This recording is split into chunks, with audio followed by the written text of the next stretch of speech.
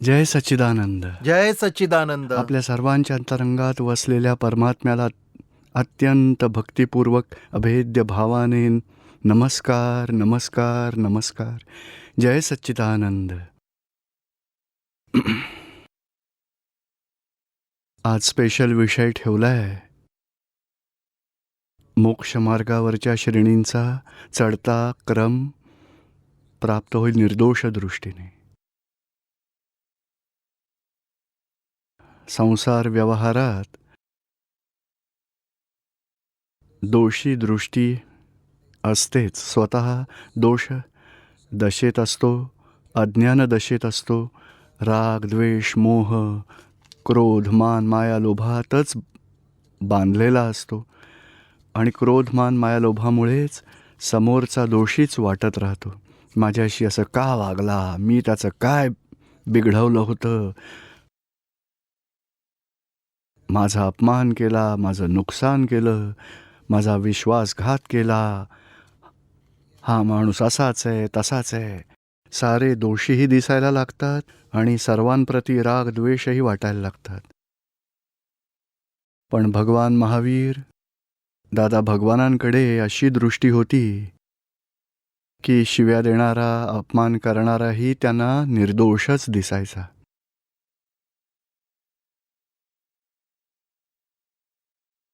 अशी दृष्टी त्यांच्याकडे होती की सारा संसार त्यांना निर्दोष दिसायचा. स्वतः आधी निर्दोष बनले, नंतर जगाकडे निर्दोष पाहायला लागले. जोवर इतरांना दोषी बघता तोवर स्वतःचे दोष समजतच नाहीत. एका सिद्धांतावर विश्वास ठेवायचा, जग निर्दोष आहे. मग सुरुवात होते की कशामुळे मला दुःख होत आहे. स्वतःच्याच दोषांमुळे स्वतःला दुःख होत आहे. दादाजींनी सिंपल सूत्र सांगितलं, सोनेरी सूत्र. भोगतो आहे त्याची चूक, स्वतःचीच चूक आहे का नाही हे कसं कळणार आहे. कोणत्याही परिस्थितीत काहीही टकराव झाला किंवा डिसॲडजस्टमेंट झाली, जो कोणी भोगतोय त्याची चूक. स्वतःच्याच चुका बघायला सुरुवात कराल तेव्हाच लक्षात येईल की समोरचा गुन्हेगार नाही आहे, निर्दोष आहे. आणि जोवर अज्ञान आहे, मीच दीपक आहे, मीच चंदू आहे, मीच हे केलं, तसंच तो समोरच्यालाही मानतोय की हा चंदू आहे, मगन आहे, हा असा आहे, रामकृष्ण आहे, हा मंगल आहे, हा मंगलदास आहे. या दृष्टीनेच समोरच्यालाही तो आत्मरूपात नाही बघू शकत. आणि जे नाव आहे, जो माझा पती आहे, माझा पुत्र आहे, माझी पत्नी आहे, माझी सासू आहे, अंकल आहेत, आंटी आहेत, अशा साऱ्या व्यवहारातून आपण पाहतो. त्यालाच बघा मिथ्यात्व दृष्टी म्हटलं गेलं आहे आणि ह्यालाच दोषी दृष्टी म्हटलं गेलं आहे. त्या दोषी दृष्टीमध्ये राहून व्यवहारात कितीही पुढे गेलात, हां चांगलं वागायचं आहे, कोणालाही मदत करायची, उपकार करायचे, सेवा करायची, चांगल्यासाठीच पुढे जायचं आहे, तरीही निर्दोष नाही दिसणार. कधीही टकराव झाला, कधी 2-2, 5-5 वर्ष चांगली सेवा केली आणि कोणी असं म्हटलं, हा तर सासऱ्याची सेवा का करतो, तर सासऱ्याकडे खूप सारे पैसे आहेत, पैसे मिळावे म्हणून सासऱ्याची सेवा करतो, तर वाईट वाटेल. अरे मी तर काही अपेक्षाच नाही ठेवली, माझ्यावर असे का आक्षेप घेत आहेत. दुःख होतं ना. म्हणजे ही दोषी दृष्टी स्वतःलाही आत्मभावापासून, आत्मभाव माहितीच नाही आहे. मीच सून आहे, मीच सासरा आहे, मीच पती आहे, मीच पुत्र आहे, मीच बाप आहे. अज्ञानदशेत राहून कितीही व्यवहार केला तरी त्याला शुभच म्हटलं जाईल. अशुभातून शुभात येणार आणि शुभाचं पुण्य मिळणार. पुण्यामुळे संसारात सुखशांती संपत्ती मिळते. पण निर्दोष दृष्टी जोपर्यंत नाही होत तोपर्यंत कर्मबंधन नाही सुटत. आणि अध्यात्म विज्ञानाला इथूनच सुरुवात होते की मी स्वतः कोण आहे ते ओळखा. ती ओळख झाली तर मग कर्ता कोण आहे, करविता कोण आहे, आणि ते ज्ञान मिळाल्यानंतर स्वतःची दृष्टी स्वतःच्या दृष्टिकोनातून निर्दोष दिसते. नंतर निर्दोष दृष्टी खुली होते. हळूहळू हळू जगाकडे निर्दोष पाहणं जमायला लागतं, स्वतःचे दोष दिसायला लागतात. जग निर्दोष दिसलं की मग पूर्णाहुती होते. मोक्ष मार्गावरच्या श्रेणी चढत जातो आपण, अनुभवाच्या कक्षा वाढत जातात. समोरचा जोवर दोषी दिसत राहतो तोवर संसारातून सुटका नाही. माझंच असं, माझ्याशी असा का व्यवहार केला त्याने, याने माझं आयुष्य उद्ध्वस्त केलं, माझं जगणं मुश्किल केलं. जोवर समोरचा दोषी दिसतो स्वतःची तर संसारातून सुटका नाही, आणि समोरचा हां मी तर काही नाही केलं, माझ्यावर का आक्षेप घेताय, तोही त्याचं समर्थन करतो, रक्षण करतो. दोघंही संसारात बुडून राहतात. सुटकेचा कोणता चान्सच नाही. ज्यांना सुटायचं आहे, संसारातून सुटका हवी आहे, जन्मजन्मांतरीच्या चक्रातून सुटका हवी आहे, त्यांना ज्ञानींचं म्हणणं ऐकावंच लागेल. ते म्हणजे जगाकडे निर्दोष म्हणून पहा. या संसारातलं बंधन हे कोणा व्यक्तीमुळे नाही, कोणत्याही संयोगामुळे नाही, पत्नीकडून किंवा पतीकडून नाही, पैशाने किंवा आई वडील, सासू सासरे, धंदा, ह्या साऱ्याच्या बंधनाचं कारण आपल्या स्वतःचे दोष, त्यामुळेच बंधनात हो. ते बघा, ते दोष सुटले, स्वतःच्या दोषांमधूनच बंधनाची सुरुवात आहे. स्वतःचे दोष नष्ट झाले तर मुक्ती मिळते. ह्याच देहात, ह्याच संसारात, ह्याच संबंधांमध्ये राहूनही ह्यातून स्वतःची निर्दोष दृष्टी कशी बनेल आणि निर्दोष पाहण्याचा दृष्टिकोन कसा प्राप्त होईल, हेच ज्ञान प्राप्त करायचं आहे. आणि दादा भगवानांनी हेच रहस्य उकललं आहे. कोणत्याही परिस्थितीत आपल्याला ज्ञान मिळतं तेव्हा आपल्याला आत्मदृष्टी मिळते की मी दीपक नाही, मी शुद्धात्मा आहे. तसं समोरच्यालाही आपण मानतो की हा चंदूभाई वेगळा आहे, मी शुद्धात्मा आहे. मग अशी आत्मदृष्टी मिळाल्यावर एवढी जागृती येते की चंदू जो काही व्यवहार करतो, शुद्धात्मा त्याचा ज्ञाताद्रष्टा आहे, आणि चंदूच्या आजच्या व्यवहारात तो स्वतः करता नाहीच आहे, ते डिस्चार्ज कर्म आहे, उदय कर्म आहे. भरलेला प्रकृतीचा माल तो बाहेर पडतो आहे. आणि माझ्याबरोबर टकराव का झाला, तर माझ्याच कर्मांचा तो हिशोब होता. शुद्धात्मा वेगळा आहे, चंदू वेगळा आहे. चंदू आणि दीपक बरोबर, मी शुद्धात्मा वेगळा, दीपक वेगळा. चंदूने काही अपमान केला दीपकचा तर तो दीपकचा हिशोब आहे. म्हणून इथे मी शुद्धात्मा आहे अशी जागृती मिळाल्याने भोगतो आहे कोण, दीपक. तू स्वतःच भोगतोयस, तुझीच चूक आहे.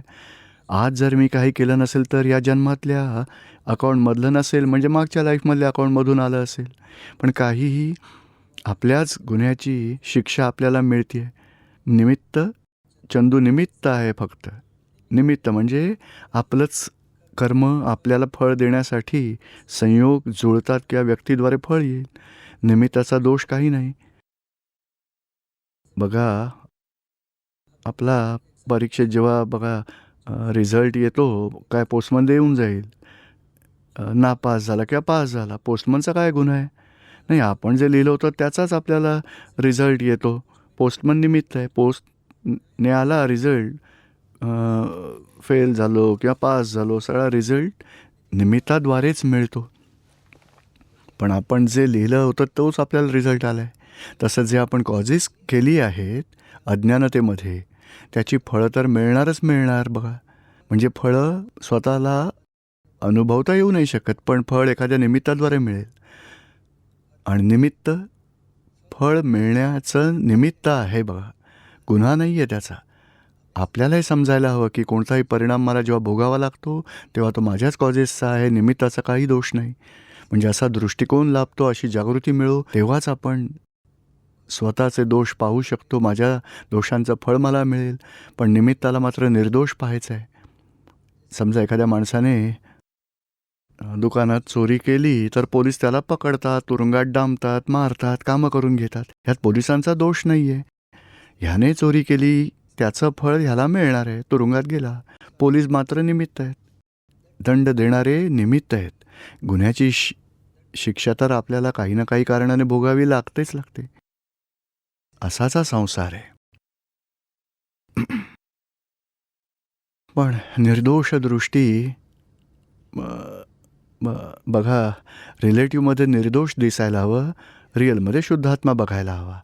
तरच आपण ह्या क्रमविज्ञानात आपण प्रगती करू शकू.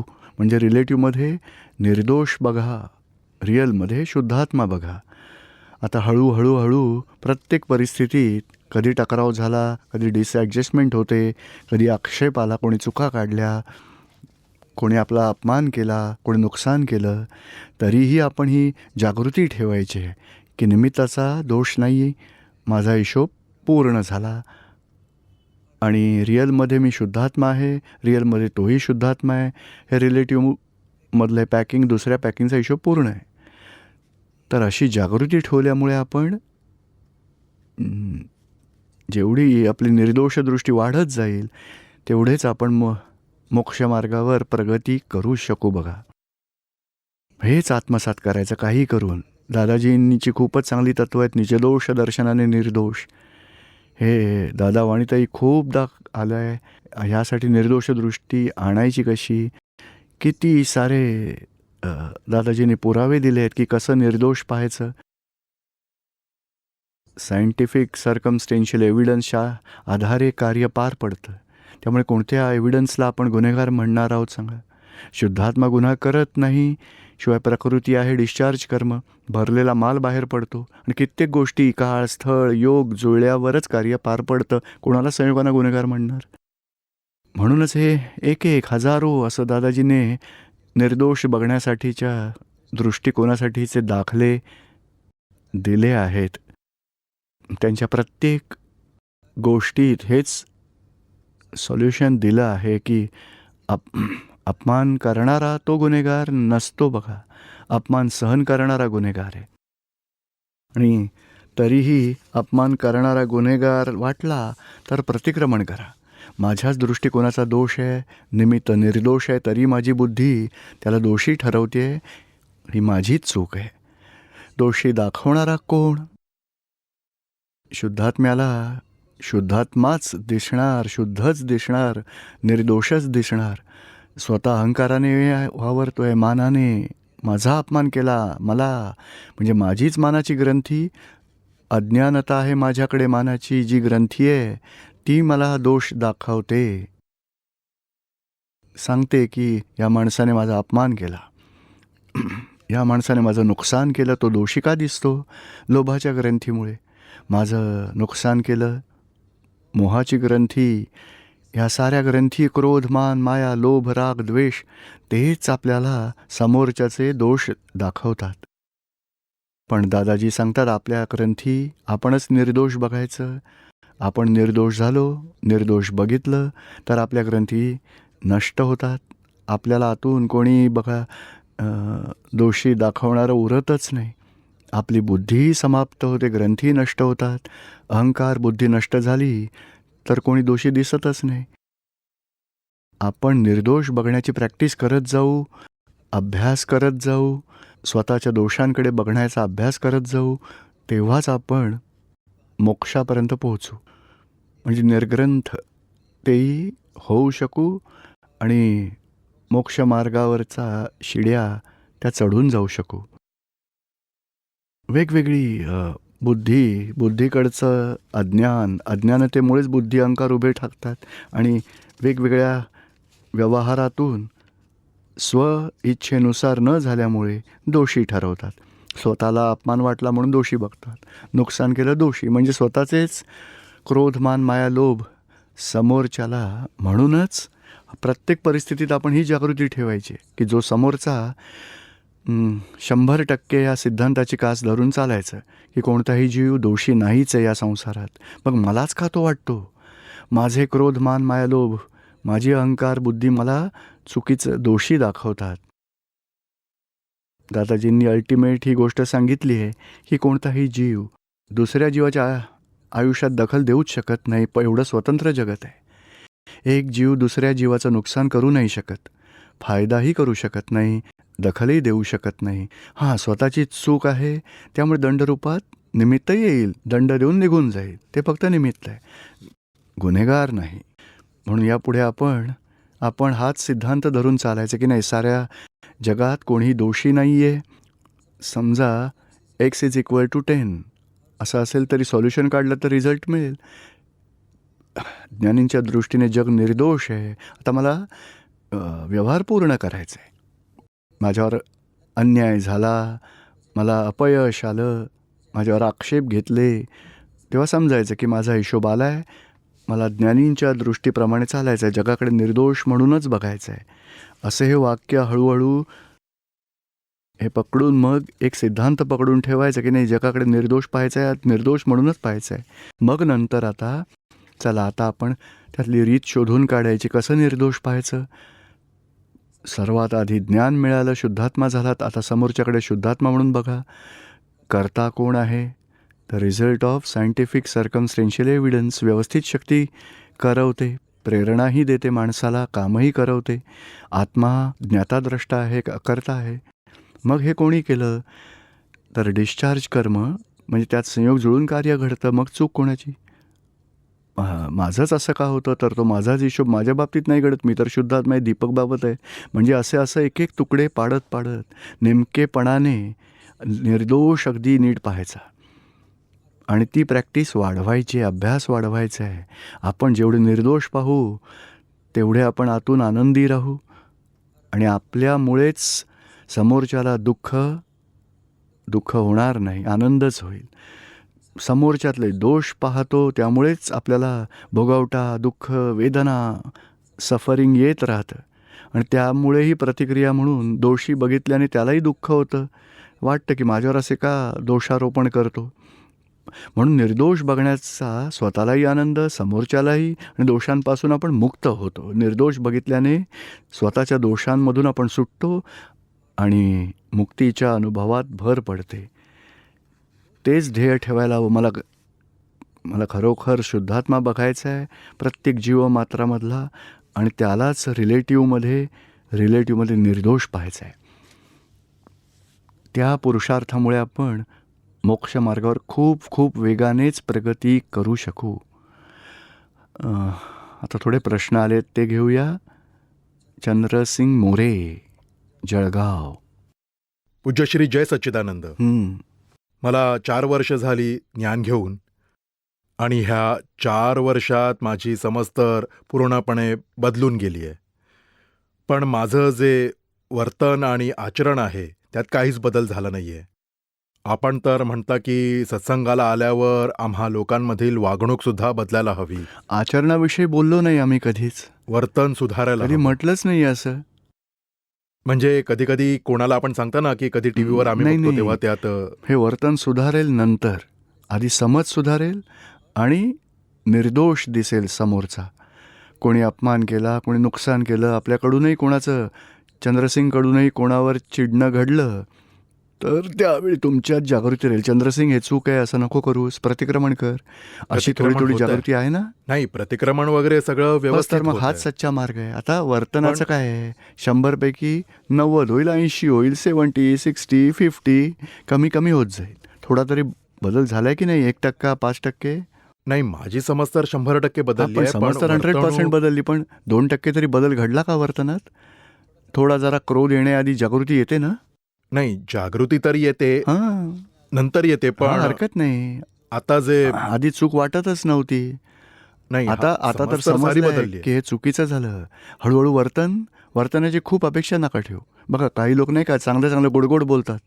आपल्याला आवडतंय, किती छान बोलतोय, जाऊ दे, तोंडाने गोड बोलतो पण पोटात खूपच काळं बेरं आहे बघा, कळत सुद्धा नाही कोणाला. हो हो, बरोबर. म्हणून वर्तनाचं महत्त्व नाही आहे, त्याच्या मनात काय आहे, इंटेन्शन काय आहे, त्याची दानत काय आहे, नियत काय आहे, ते आपल्याला कळतं. शिवाय आपल्याही मनात चांगले भाव जे असतील, कोणाला दुःख नाही द्यायचं, कोणाचे दोष नाही पाहायचे. मग वागणूक नीट नसेल तरी समोरच्याला वाटेल की याच्या मनात काही नाही आहे, तोंडाने नुसतं बोलतोय, मनाने चांगलाच आहे. माझं म्हणजे कषाय वगैरे मात्र कमी नाही होऊ शकत, नाही, हरकत ज्यामुळे नाही. माझं दुःख सुद्धा दूर त्यासाठी होत दुसरा नाही. उपाय करा. 1 तास बसून प्रतिक्रमण चालू करा. पूर्ण प्रतिक्रमण दिवसात वगैरे सारं साऱ्या करतो. दिवसात किती किती दोष घडले, कोणाकोणाला दुःख दिलं बघा, सांगा. प्रतिक्रमण करतो, आणखी एक, पण दुःख कमी नाही होऊ कोणाचं शकत. दुःख? माझं चंदूबाईचं. नाही, ते कमी नाही होणार. आपल्याला दुःख होणारच, कारण चंदूबाईंकडे काहीतरी चुकीची समज आहे अजून, म्हणून दुःख आहे. ती चुकीची अरे. समज जेवढी सुटेल तेवढा आनंदी आनंद राहीलच. काहीतरी तर चुकीची समज आहे. 5 आज्ञांची समज हजर करा आणि ज्ञानाची समज द्या की निमित्त निर्दोष आहे, रिअलमध्ये शुद्धात्मा आहे, फाईल आहे, रिलेटिव्हमध्ये झालं ते व्यवस्थित, समभावाने निकाल करायचा आहे, तेव्हाच आनंद राहायलाच हवा. पण 2 महिन्यांपासून हे दुःख दूर नाही होऊ शकत. त्याचं कोणतं कारण दुःख आहे मी तुम्हाला? म्हणजे माझं कषाय वगैरे ते तर बंदच हां, नाही होत. बंद नाही होणार. ते हळूहळू कमी होतील. हा पंखा बटन बंद केलं तर त्वरित बंद होतो? नाही. थोडा आधी कमी होतो. आपल्याला वाटतं की कमी झाला, आता हळूहळू कमी होतो, तो बंद होईल. आणि आपल्याकडून जागृती ठेवायची. आपल्याकडून चंदूबाबत जागृती ठेवायची. दोष केलेत चंदूने, त्वरित प्रतिक्रमण करून घ्यायचं. प्रतिक्रमण तर करतो, पण खूपच छान. तरी आता त्यामुळे माझा क्रोध 2 महिन्यांपासून जास्तच वाढलाय. वाढलाच तर 1 तास बसून प्रतिक्रमण करा आणि दादाजींकडे शक्ती मागा. चंदूला सांगा, चंदू तू हे चुकीचं केलं आहेस, कोणालाही दुःख देऊन तू कसा सुखी होशील आणि क्रोध का करतोस, काय हवंय तुला? चंदूला पकडा. का मनमानी करतोस, काय सुख मिळेल तुला? दुसऱ्यांना दुःख देऊन, क्रोध करून त्यांना सरळ करायला जातोस, किती नुकसान करतोय. समोरचा वैर बांधतो. संसारात भटकायचं आहे तुम्हाला, सुटायचं आहे का बंधनात आणखी अडकायचं आहे? संवाद साधा चंदूशी, प्रतिक्रमण करून घ्या त्याच्याकडून. प्रतिक्रमण सुद्धा होतं. म्हणजे प्रतिक्रमण सगळं बुद्धीने करत असताना. आता ते हां. कसं होत आहे, नाही सारं प्रतिक्रमण जे दिलंय त्या हिशोबाने मी हो, करतोय. तर मग क्रोध कुणाचा? आता पुढच्या सामायिकमध्ये चेक करा. कशामुळे क्रोध येतो, काय हवंय आपल्याला, त्यावर प्रत्याख्यान करा की नाही, कोणाकडून मला काहीही नकोय, मला समभावाने एकेका फाईलचा निकाल करायचा आहे. आशीर्वाद द्यावा. हां, आशीर्वाद द्यावा की माझी दुःख दूर व्हावीत, असं कर्म. माझं दुःख की चंदूचं चंदूचे दुःख? दुःख. मग चंदूच्या दुःखासाठी तुम्ही का रडता? तुम्ही तुमच्या ज्ञानात राहा, चंदूला वेगळं ठेवा. आशीर्वाद द्यावा की माझं तो चूक करेल तर दुःख त्याच्या वाटेल येईल, चुका नष्ट केल्या तर दुःख मिटेल त्याचं. त्याला तुम्ही सरळ करा. तू 4 वर्षांपासून सरळ करतोय, त्याच्यामुळेच हां. तर उभा आहे आज. तो तर अनंत अवतारांपासून असा एका दिवसात नाही सुधारणार. हां. आपण जागृती ठेवायची, अशा चूक करण्यापासून वेगळे राहा आणि चुका करणाऱ्याकडून प्रतिक्रमण करून घ्या, तरच आपली सुटका होईल, मुक्त होऊ आपण. आता हेही सुधारायचं आहे. आशीर्वाद द्यावा.